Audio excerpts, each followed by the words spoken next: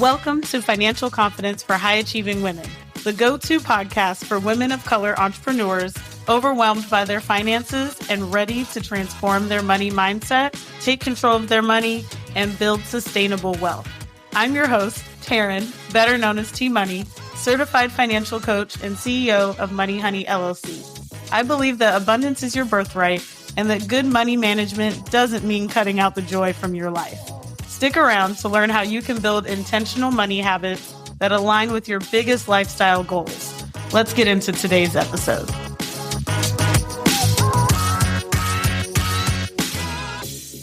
What should I know before buying a home as a first-time buyer? How long does it go from searching to closing on a house? Welcome to episode 9 of Financial Confidence for High-Achieving Women podcast. I'm your host, Taryn, better known as T-Money, and today I'll be sharing my home buying journey, what we learned, and what I would have done a little bit differently. If you're preparing to buy a home soon, then this one is for you, and the very exciting thing is that it's going to be 2 parts. So today I'll talk about the overall process, and in the next episode, I'll get into the financial strategy. So let's do it. Before we get into today's episode, I'm inviting you to my new boot camp called the Financial Glow Up, 5 days to spend smarter and grow wealth faster. You'll learn your spending style, fun and easy ways to incorporate new money habits, and money management moves to build wealth. Head to the link in the show notes to book your spot. With that boot camp, we start on in the first week of February. So just make sure you know that you got to get in fast for that one. And so let's get into this home buying journey. One thing, I think you guys have heard me mention this at least a few times. But purchasing a home and having my own home has been a dream of mine for my entire life, basically. I would say if I had to pinpoint it, I think I was really excited about the idea of home ownership when I was like in my teens. And, I'm fortunate to grow up with both of my sets of grandparents having their own home. And I was able to see how we were able to bring people together for that reason. And how that always felt like a consistent space. So that was the first time that I was really excited about becoming a homeowner. And then it continued to grow and shift as I started to get into, more of the financial strategy and wellness arena. For those who don't know, before I became a financial coach, I was an active real estate investor, mostly working on the lease option or rent to own strategy.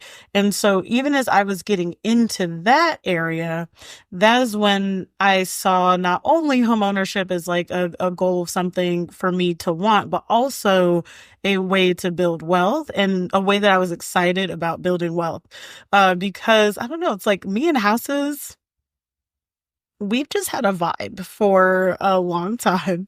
I feel like I'm giving you all the good personal stuff today, but as I was a kid, I remember first wanting to be an architect. I want to say I was like 10, and I wanted to be an architect.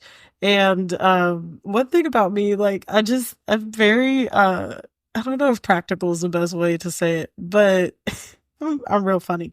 And so, I was really excited about being an architect.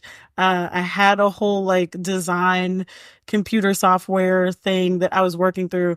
And then it was like, I remember it was like, I was either listening to something, I was talking to multiple people, and they said that you had to be able to draw in order to be an architect, and your girl cannot draw. And so I was like, oh, well, that's me out. I can't do that.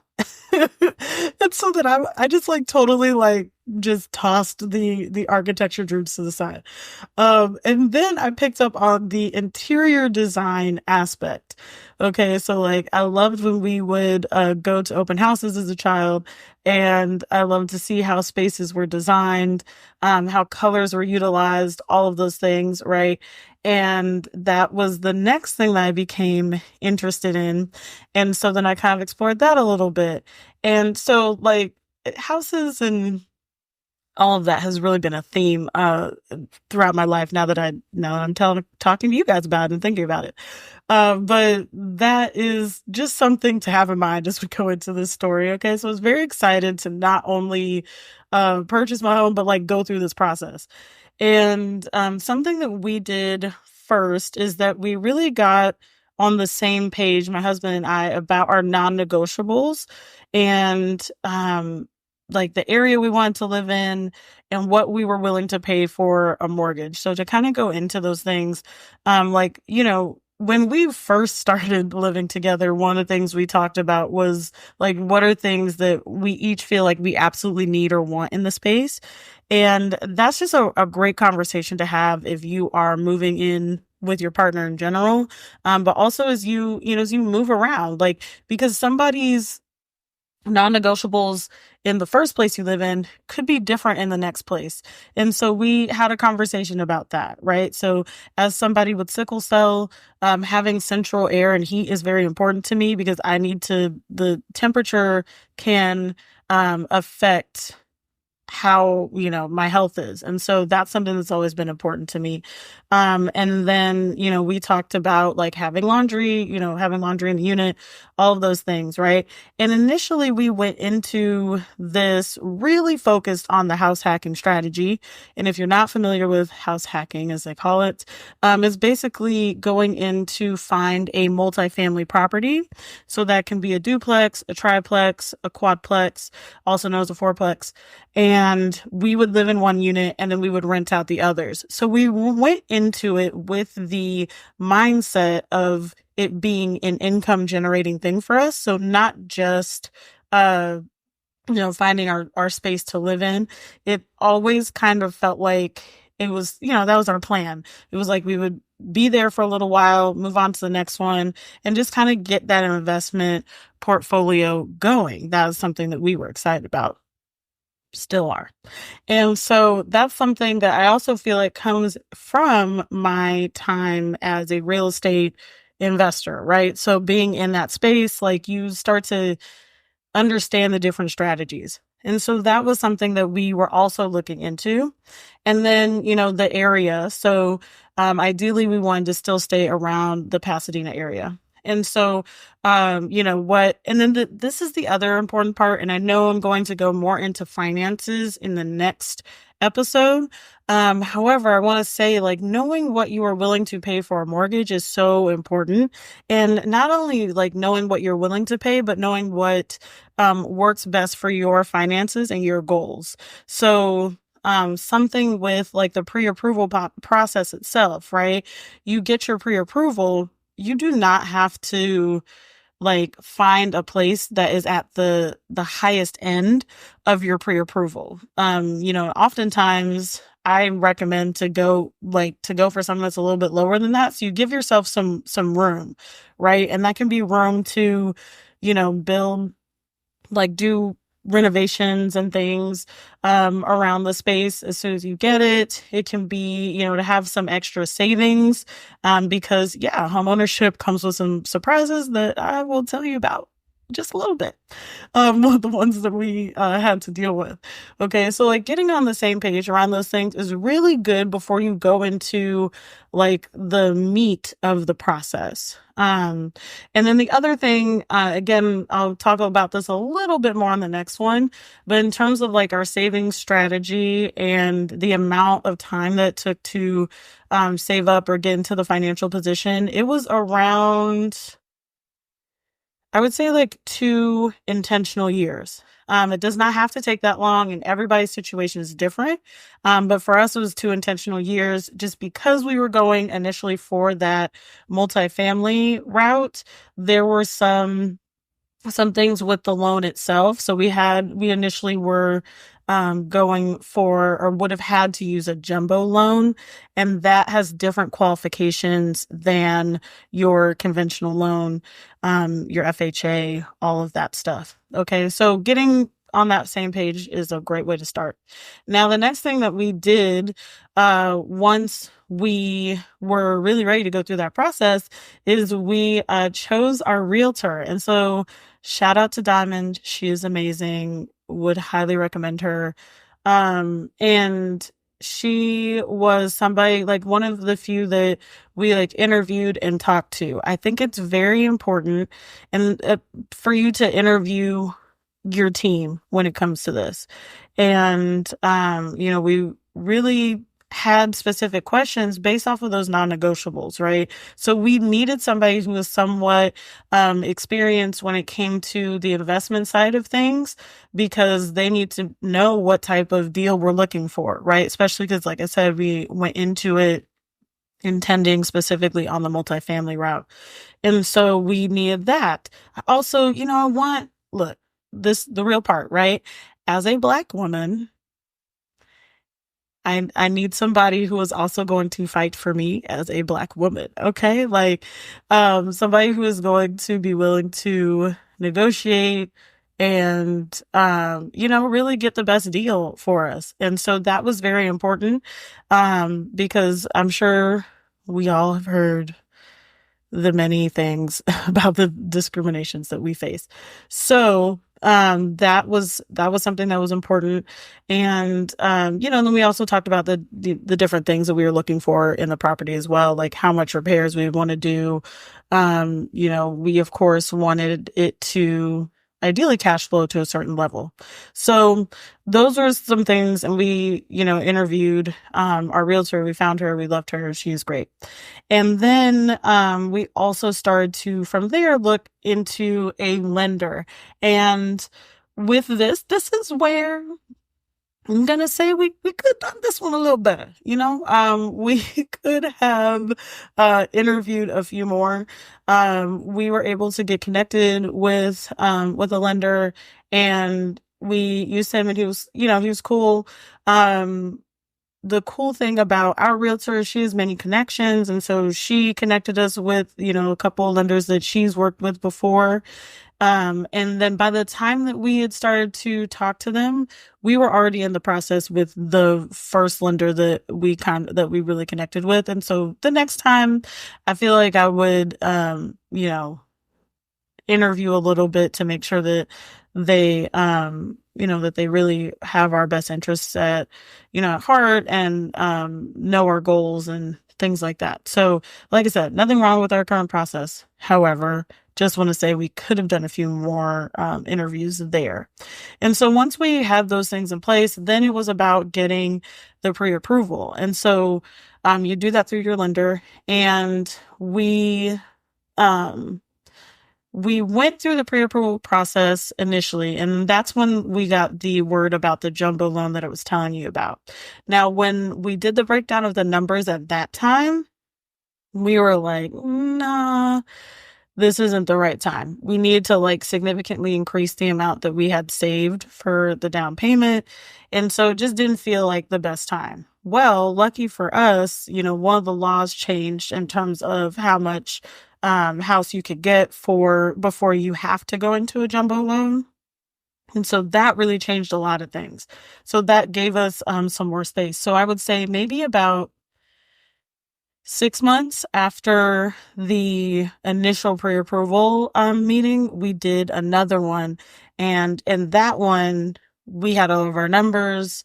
We were ready to go. So then that is when, the search began. So we, got our pre-approval. We connected our realtor with our lender. We also connected with her, and she started to send us some options. Now, yes, you can go shopping I called it shopping because, listen, I was having a time. Okay. I loved to, to go to the open houses and things. I really was having a great time, y'all.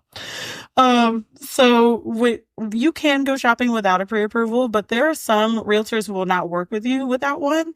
And then also, I just think that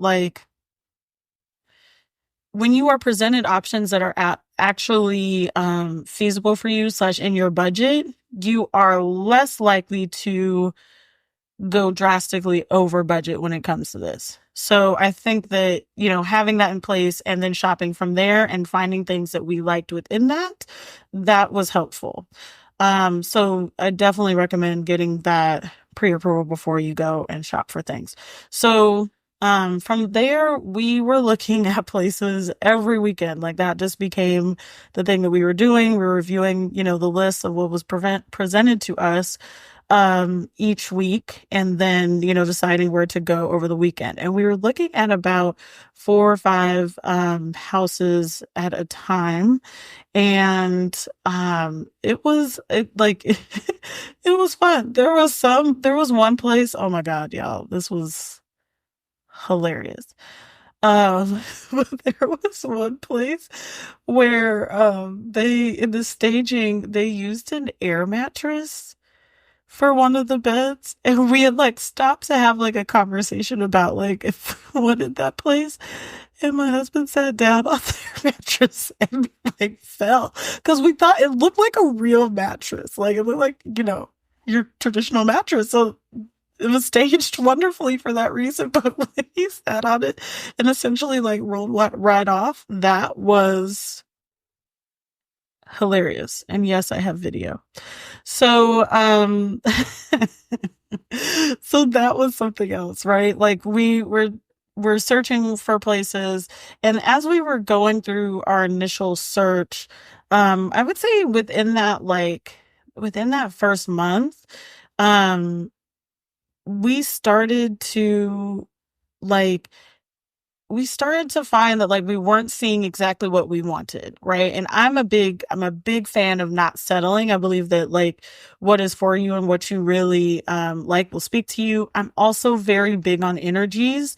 So like I can pick up on a vibe of a place and a space very quickly and know if I am meant to be there or if I want to be there. And so we're going through these different places, and at a certain point, like I wasn't necessarily finding everything I was looking for. And then my husband and I were laughing because it was like at a certain point, like we were saying we were okay with, having to do some work, right? And then that is when we discovered or started to like get aligned with exactly how much work in terms of renovation we would want to have to do on a space, like after we purchased it. And so we had to come back and have a conversation. I think it's so good to be able to reconnect and have the compromising convo of, okay, this is what we said that we want. Do we need to adjust our expectations a bit? And now that we're seeing some things, like, where do we want to make those adjustments, right? So we did decide we didn't want to do like a big fix everything up situation. And then also, unfortunately, the multifamilies that were available were not really what we were into. And so, we just weren't finding something that we were like, yes, like this is it. And so then we had to shift our strategy. So we went from like going only around, like only really wanting the multifamilies and then potentially, something with the ADU to being open to a space where we could also rent out a room inside of the house. So that is when that shift started to happen for us. And so that is when like I feel like the searches just continue to get better, right? And I think this is something that our realtor told us, but I think is important is to not just share the feedback with your friend who's going with you or with your partner, like actually share all of the feedback with your realtor, because they're going to continue to make, especially if they're great at what they do, they're going to continue to make those adjustments and continue to present better options to you. And so it got better and better each time. And the next thing was that we started to see places that we wanted to put offers in. Now, one of the places we were like, yeah, let's put an offer into this one. And it was so interesting because like we went there, we went there and like we even got to meet the seller and everything, and we felt pretty good about that one. And then like the next day they had told us that there weren't any offers on. The next day we find out there's an offer that was already that was in as well, and they decided to make us the backup offer. So the backup offer is really when um you're not their first choice, clearly, hence backup. But if for some reason something falls through in their first choice, then that's when they come to you. So that gives a little bit more of a waiting game, and it's not necessarily something to like bet on. And so we continued to search and everything. And then we put our offer in on another place. This place ended up being wild, right? But we put our offer on that place and they didn't accept it at first. Like or they weren't even considering it. They were just like, okay, yeah, like no. And then clearly something happened because then they reached back out and were like, yeah, so if you want to put in another offer, like we'd love to receive it. And that place ended up having some like foundation issues, or it was not even just foundation issues. That one was not the foundation issue one. This one was the one where they like hadn't done any updates to like plumbing, electrical, just like significant things in like the 30 years that that place had been around. And so we were like, oh no, like y'all selling the property that need all like the big fixes? No, that's okay. Like y'all can keep that. So that was a wild experience. And then another one we put an offer in, they ended up going with a different offer. We did write letters, so that's been a question like, oh, did you have to write the letters to the seller? We wrote a couple of those, and it's personally like not my vibe, but like if you like it and it helps me to buy a house, I love it, but I just, the letter thing is just not my favorite. Okay, but anyways, so then there's another one that we did like that also had the ADU already like completely built up, and that one had like ended up having some like foundation issues, and we were like, uh, uh, I don't really want to have to update, like do that type of work either. So, it just becomes like a path of, finding some things that you're okay with, that at least you're okay with for now, that you can improve upon later. And then it's also, you know, seeing those things that you absolutely can't live with, and so then you just got to keep moving. And each time you put an offer in, right, there's that piece of hope of like, oh, it's happening. And then when it's not accepted, it does kind of feel disappointing for a second, or at least for me, right? I was like, ugh. But then it just meant, like, for me, when that happens, any sort of rejection, honestly, it just feels very clear to me that that is not for me, right, for whatever reason. And so from there, we just kept going. And then it kind of came down to, this is now like later in the second month, that maybe like the third. Yeah, second month that we were looking towards the end of that. And we then see a couple of places. One of them is the one that we're in now, and this other one. And so when I ended up finding this one, ironically, when I was looking at one of the other properties that was presented to us. I was like, oh, this kind of looks like what we're looking for. Let's just take a look, right? And so when we took a look, like as soon as I came in here, I was like, oh, this is giving me the vibes. This is giving me the energy. And so that was exciting. And then I love natural light. Also part of my human design, that I'm a direct light environment person. And so I love natural light, and this place is full of it. And that really excited me. And so then the other cool thing is that it was also on the low, not the lower end, but it was lower than some of the other ones we were looking at. And so that was also exciting to be able to have that space within the pre-approval, like I was telling y'all about earlier. And so it became between this place and the other one, and we placed the offer on this one. And it was so funny because then I had the Rich Bitch Retreat and we had to leave, and that's in Thailand, right? So we're flying to Thailand, and we really were like, oh, I don't know if this one's going to get accepted. Like, we really were not banking on anything here. And we get the call or message from our realtor while we are in the Singapore airport on our layover to Thailand and find out that we have gone into escrow. What?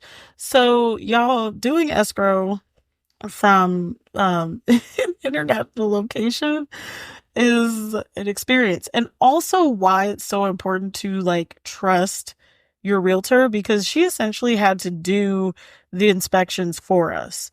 So she had to go through all, like, meet them for all of those on our behalf. She's sending reports into us. We're then having to communicate with our lender at the same time, all while I'm hosting this retreat. So when I wasn't, being present with people, I am working on the numbers, right? And we're doing all of that stuff. And just kind of like going back, and there's a lot of back and forth once you're in the escrow process. And it just felt like it was so fast. And by the time we got back, so this was also the funny part. While we were there too, we had to sign some of the paperwork, and we had to like the paperwork that we needed to sign needed like an ink signature. So we could not just, do an e-signature on it. So then we had to find a printer to use in Phuket. And that was an experience. And we were able to get that done and signed and everything. And then there are some things that we had to go back and forth with the lender about, some like last minute curveballs thrown, honestly. And so we had to go back and forth on that. By the time we got back from that trip, and we were out there for about 2 weeks, a little under 2 weeks, I think. But we were out there for, a couple weeks. And then also the time difference while figuring all these things out, it was crazy. Okay. But anyways, so we come back, and essentially we close just like, I think a week after we returned, less than that. And it was like we did the final walkthrough happened. We did the wire transfer for the rest of the down payment, and that was it. Then we got the home. So like some things also that if you've gone through the process, but you might not know if you're a first time home buyer too, is that you have to set up like all your utilities and things before you move in. So like when it's transferred over to you, all of that stuff is already on and in your name. So that has to happen. There is like the first part of the deposit that happens when you go into escrow. And so we had to send that over to, the title company. And then when we're closing, that's when all of the closing costs and things are happening along the way. And the other thing, I'll talk about this a little bit more in the next episode with the financial breakdown, but you're also paying for the inspections and any sort of like appraisals and things that are happening while you're in escrow itself. So we went through that.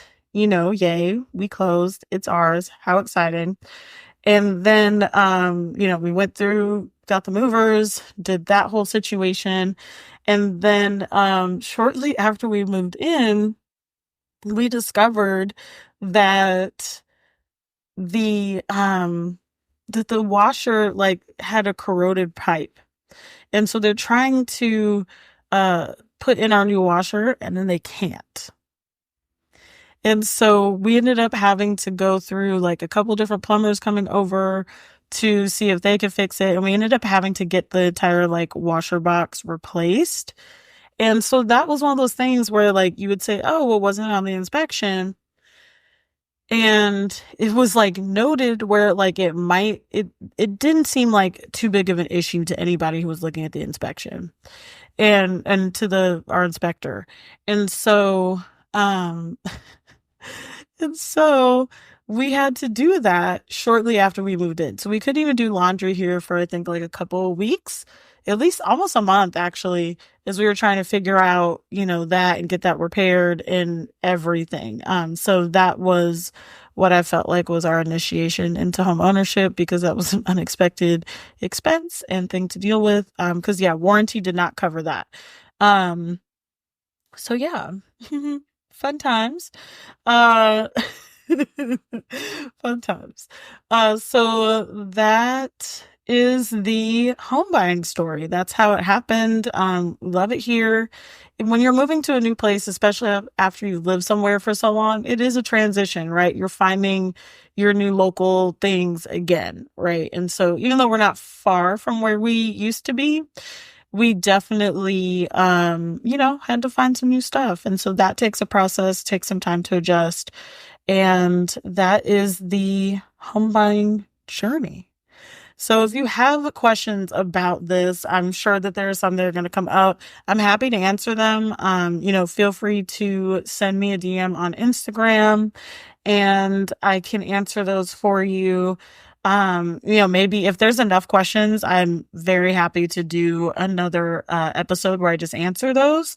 But yeah, feel free to ask the things you want to ask. And I hope that this was helpful for you. So remember to get on the same page on your non-negotiables and what you are willing to pay for a mortgage, the area, all that good stuff. And then interview your team, interview the realtor that you're working with, interview the lender that you are working with, and, really get those things in order. And then as you search, be willing to be flexible. So like, be willing to be patient, I would say. And then also, be flexible, but don't settle for things that you don't want. You got to live there, right? And something that I did not say when we also chose this place is that since I knew that we were renting out one of the rooms, that was something that we wanted to do. That was what I was looking for in terms of setup.